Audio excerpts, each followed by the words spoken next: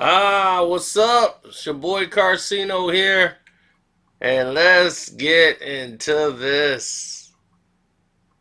You might have to wake your mama up for this one. Be like, Ma, who is this person? Is he talking about the dude that be on like America's Got Talent? The dude with like that shiny black hair that you know is probably all gray? Who's he talking about? That guy, Lionel Richie? That's right. Lionel Richie from Alabama, Tuscaloosa, Joliet, Illinois. That Lionel. Commodore. She's a break. House. She's mighty, mighty. That landing all now. Suck it down, suck it down, down. Suck it down, suck it down, down.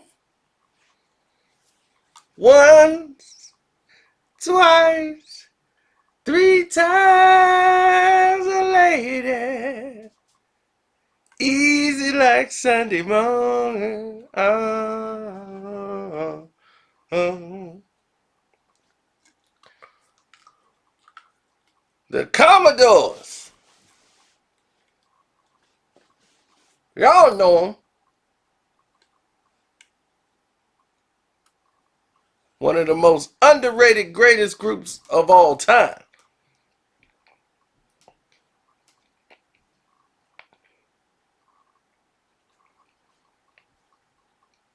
Now, this brings us to the truth behind the Richie situation.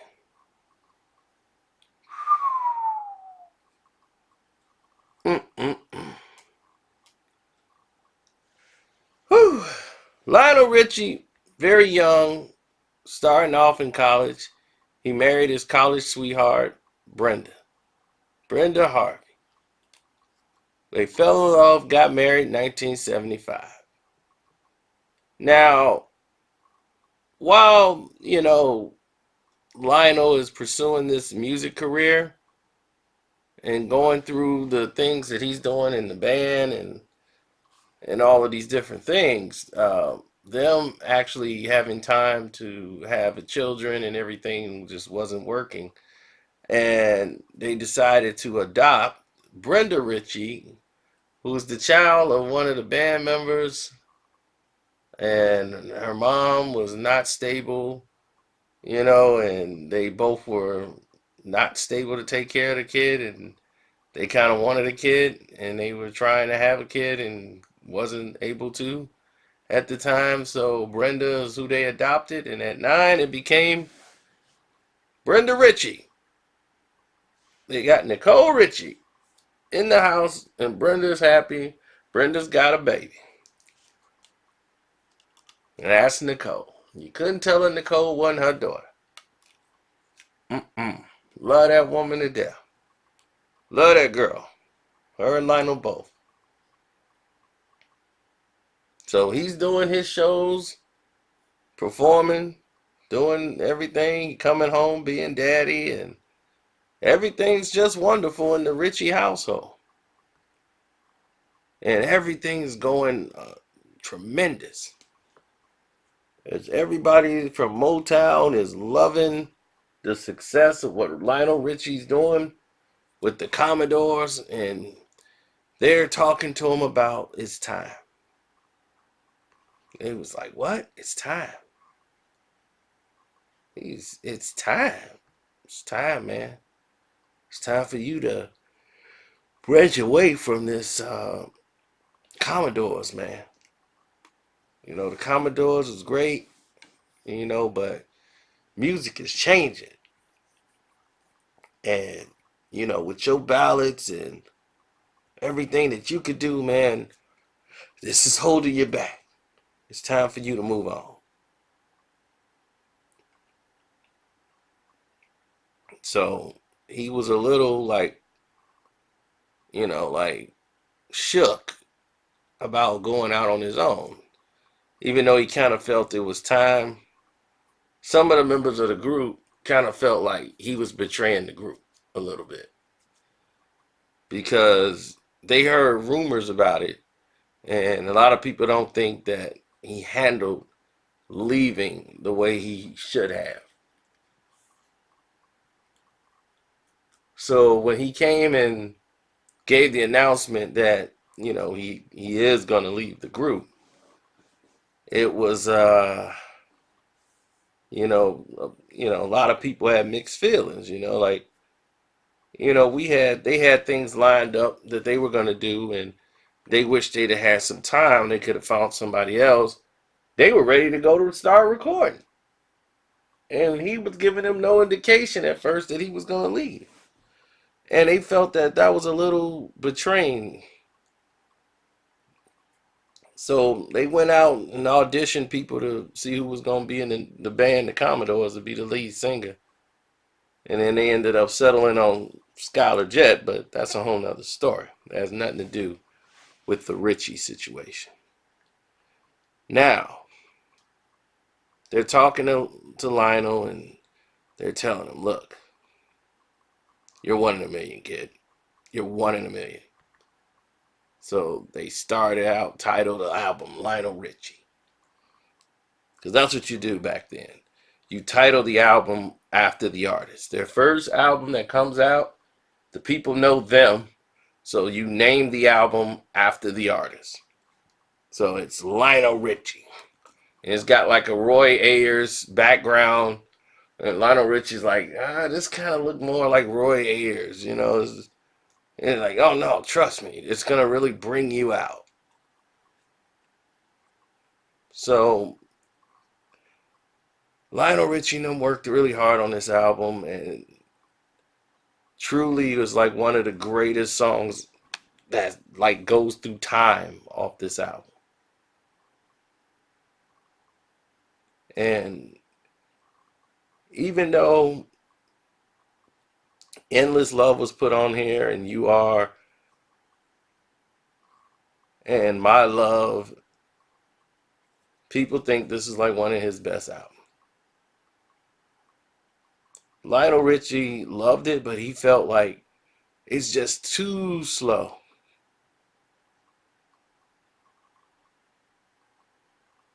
And, most of the things that he loved You Are so much because he co-wrote it with his wife, Brenda. That's the song she co-wrote with him. And he gave her credit for that song, his loving wife. So, as the times are going on in the 80s, and Can't Slow Down comes out, which winds up being one of his biggest albums of all time, and my favorite album of Lionel Richie's career. The one that had All Night Long and Hello, is it me you're looking for? Or is it in your eye? Okay, let me stop. Penny Lover Don't Walk On By, baby. All of these times were great. Lionel was focused. He was doing his thing. He co-wrote We Are the World. That sold over 20 million records. Lionel was at the top of the world. But then the Richie situation happened.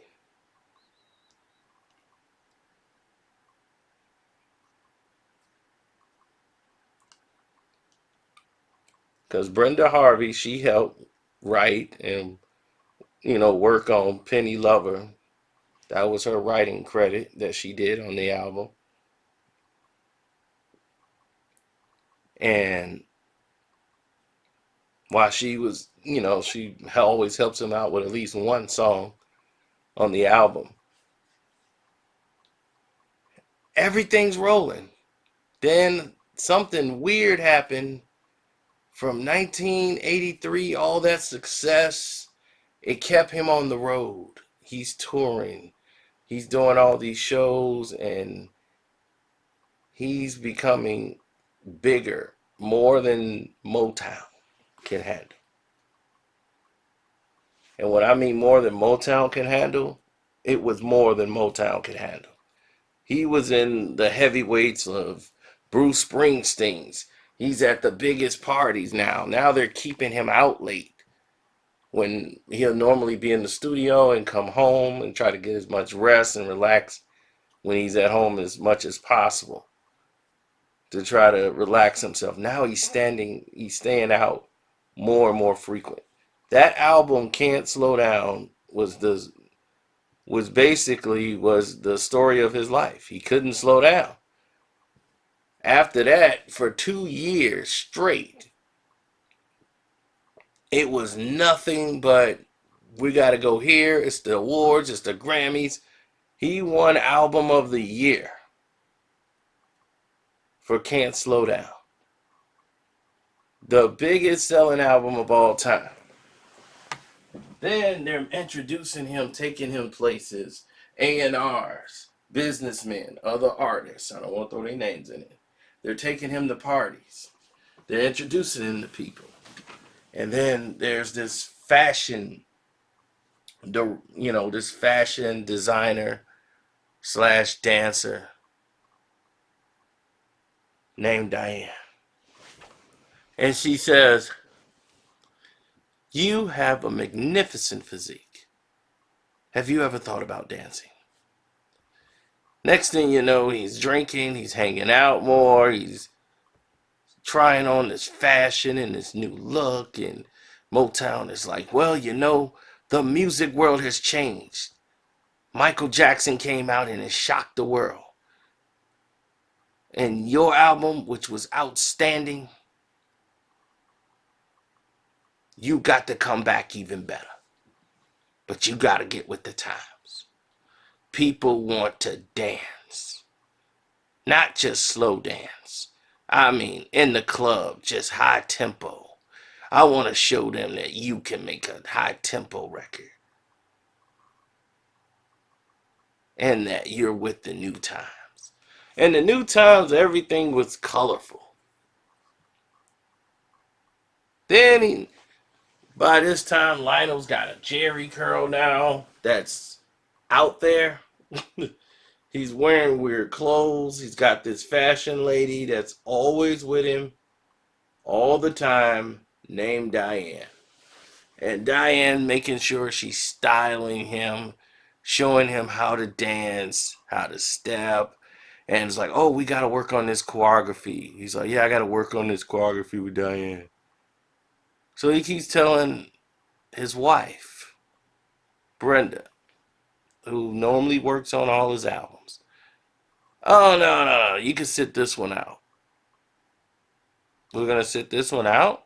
Yeah, we already got some other writers coming in, and they're going to help out. I already wrote these. We're going to just keep these songs here, and we're okay. So with all of this happening, he's hanging out more and more with the dancer designer.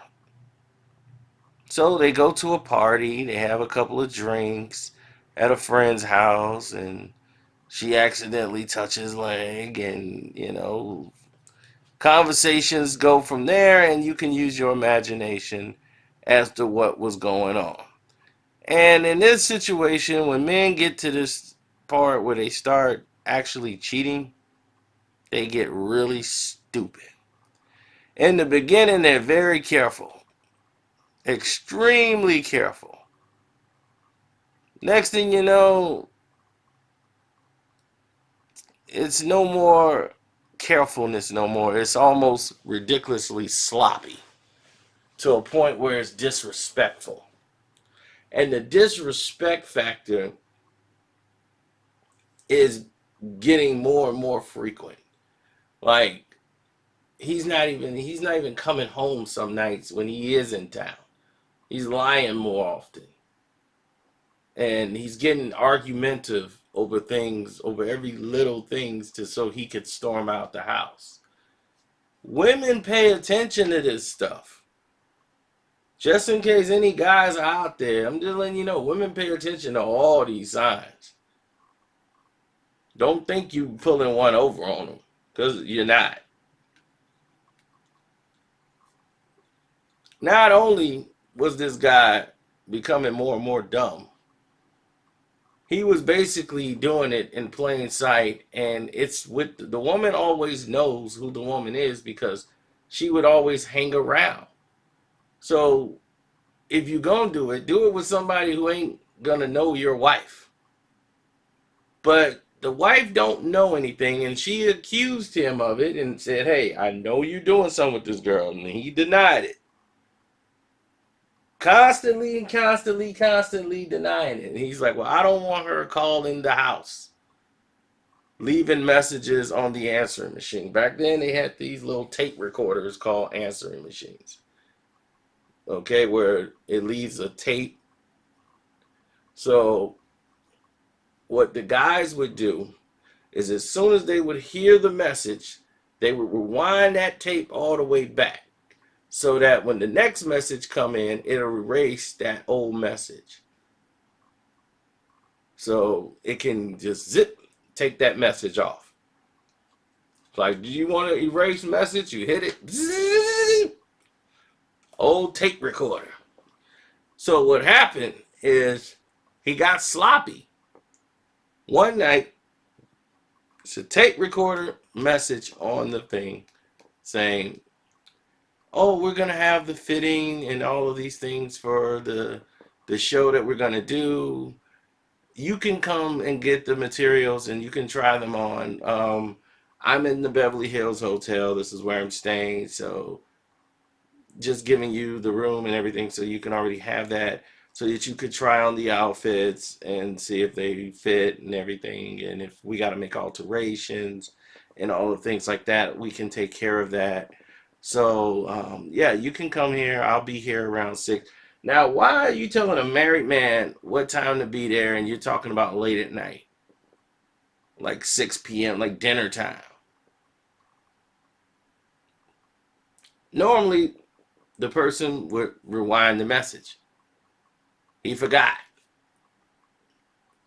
So the message was on the doggone machine. His wife hears this message, allegedly. Brenda hears this message. So she already knows what's going on. He tells her nothing. Says, I got to go to the studio for a minute and then I'm going to go probably check. He already knows how she feels about Diane, so he's not even mentioning he's going to check because, that's how guys are. So he takes his car, drives off from Encino, California to Beverly Hills and goes to the hotel. Now, you got a mad, angry black woman from the South. And your designer woman, who you've been messing around with, Diane Alexander. She is come from the world of dance and fashion. Your wife comes from the hood, from the house, from the block. And this is record breaking, ladies and gentlemen. What you're finna hear now was the standard. Anytime you hear of anything else, this is always number one on the list. The Richie. So, she's driving around. And she, there's no MapQuest, ladies and gentlemen. No MapQuest. So she's driving around trying to find the right address. She's got the yellow pages in the car. She gets the yellow pages, comes out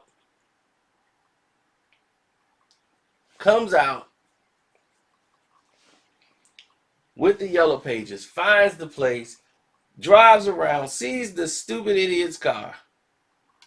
Now, she knows the room. She just needed to know the hotel. She comes up there and knocks on the door, says she's room service. They go, oh, open the door. She sees Lionel Richie, her husband, in the bed with his pants down here in his drawers, in the bed. She makes a beeline, boom, straight to him.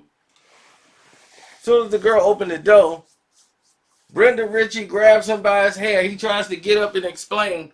She starts hitting him with hyper uppercuts. Wham! Wham! Wham! And starts hitting him in the face. The girl tries to go over there to grab him.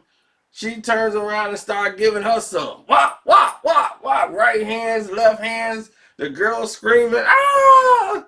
Then she jumps back on Lionel Richie. Pop, pop, pop, pop. And then she leaves. She curses him out and yells at him and then takes off and leaves. They call the police. When she leaves, oh my God. Like, we got to get her to stop. So she leaves in anger, yelling and screaming. Then she comes right back and get on the chick some more. Bip, bip, bip, bip, bip. Start giving it to her. And Lionel Richie calling the cops. Stop, bro, stop, Brenda. She turned around and catches him in a headlock. Pop, pop, pop. The police show up. She is whooping on both of them. They both are trying to run and hide from Brenda Richie.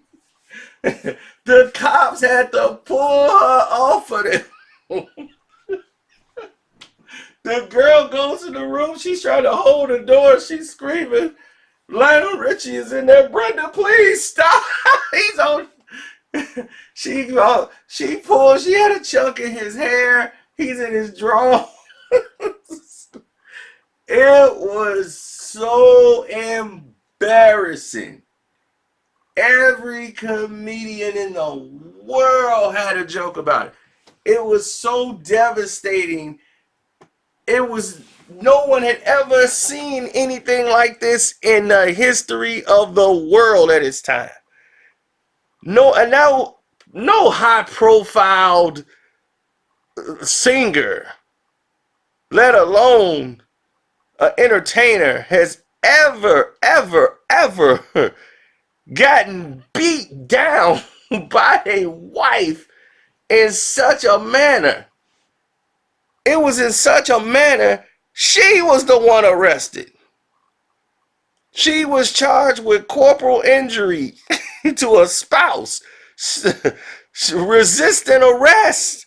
Cause she wasn't going down even when the cops got there. She went right back and attacked them again in front of the police.